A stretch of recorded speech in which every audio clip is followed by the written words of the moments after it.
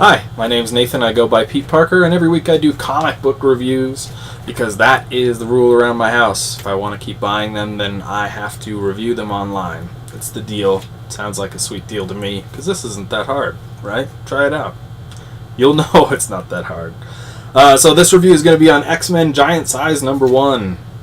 Written by Chris Yost, I believe. It says Yost on the cover, and I don't want to get his first name wrong, so let's look it up, shall we? Oh, it's not in an easy to find... Here we go. Big, awesome splash page of fighting at the beginning. Yes, Christopher Yost. Penciler Paco Medina.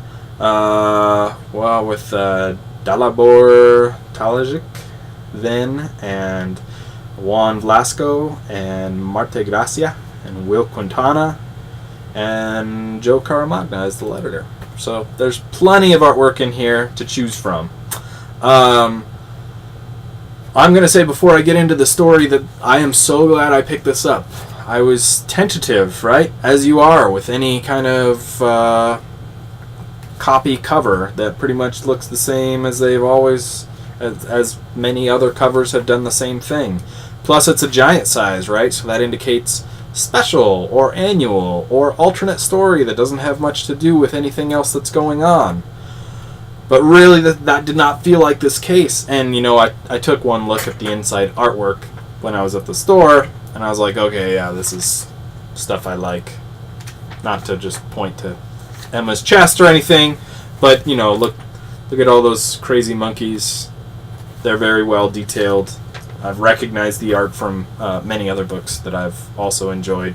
And there's that awesome splash page again that I showed you with the giant dude fighting outside of Utopia.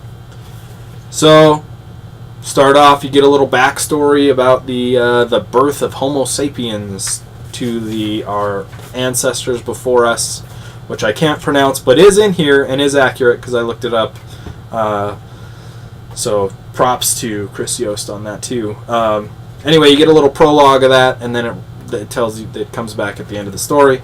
And then you jump to X-Men's island called Utopia, where these other mutants, they're supposed to be a more sophisticated, a more powerful subset of mutants called the Neo, are attacking because, turns out after they fight a little bit, they are pissed off that they don't have any more births, and a lot of their numbers were cut in half. So the thing the Scarlet Witch did that cut all the No More Mutants thing that she did, no more mutant births, you know, cut all their numbers down significantly, killed a lot of people, happened to the Neo too.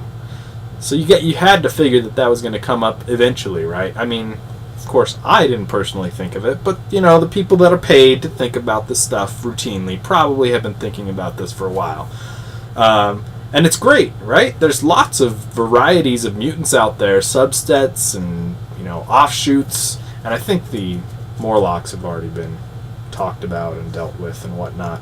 But anyway, makes for an interesting story, right? Sure. And then, so, as these guys attack, then something's knocked loose in Cyclops' mind, and he remembers back when they were first fighting Magneto as a team. Check out this awesome splash page.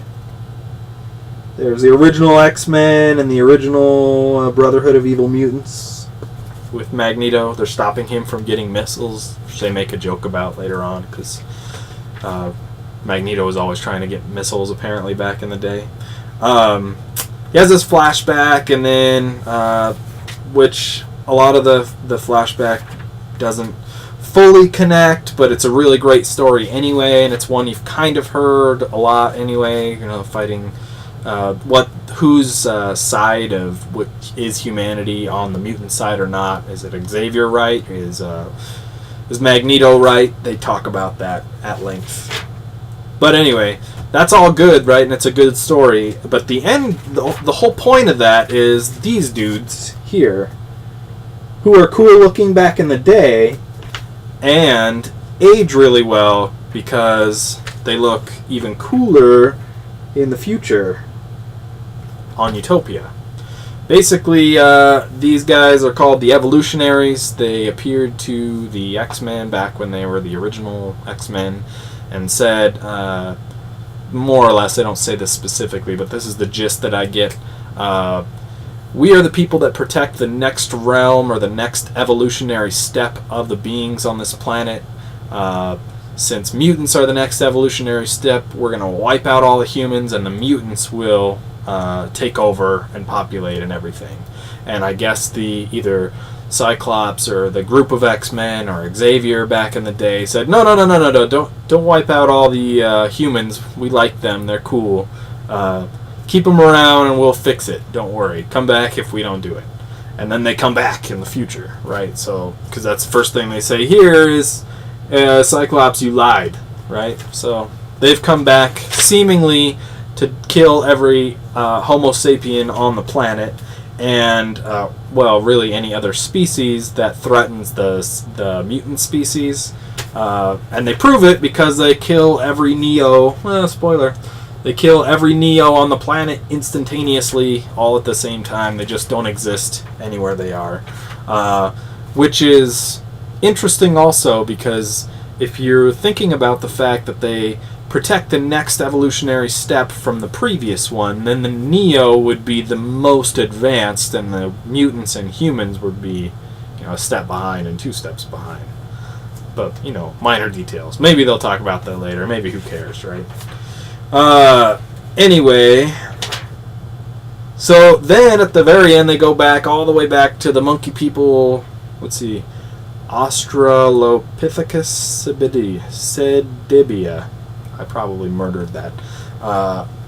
They killed all those guys so that humans could be alive, right? Further proving their point that they are ultimate BAs or badasses, if you don't mind the swearing. But this is another weird thing, right? You got all the monkey parents down here, dead and in bones, and then you got the human babies who were just born, who are presumably twins, because they seem to have been just born. They still have umbilical cords. They're floating in the air. That doesn't make a lot of sense, right? So maybe they're not the first ones born, but that's the intent. That's what I thought that it said. So if you were going to wipe out the previous species so the new species could populate and be awesome and take over or whatever, you'd probably want more than 2, and you'd probably want more than 2 that were related to each other, unless that's just, the beginnings of all the weirdness associated with human beings in general, and maybe that's it.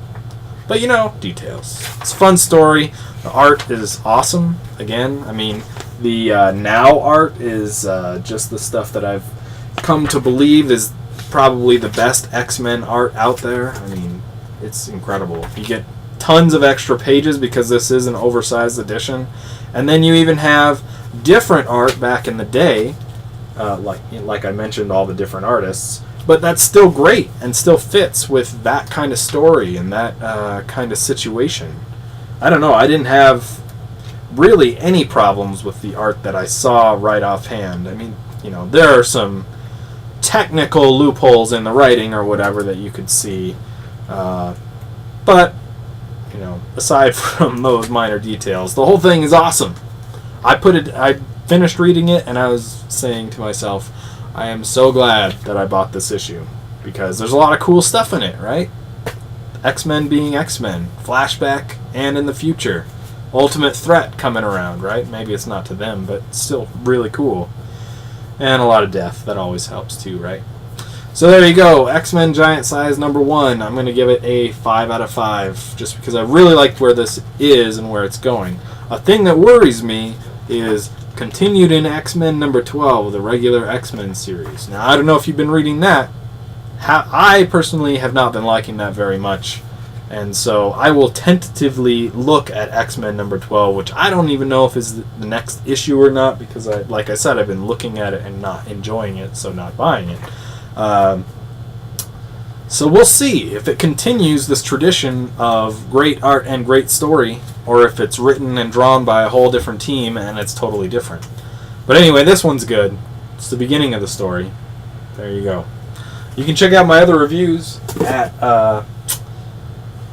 under Pete Parker on ifanboy.com, comicvine.com, and the Marvel and DC Comics databases. And then you can also just follow me on YouTube. That's the easiest, right? Under Spidey207. So there you go. Thanks for checking it out, and we'll talk to you next time.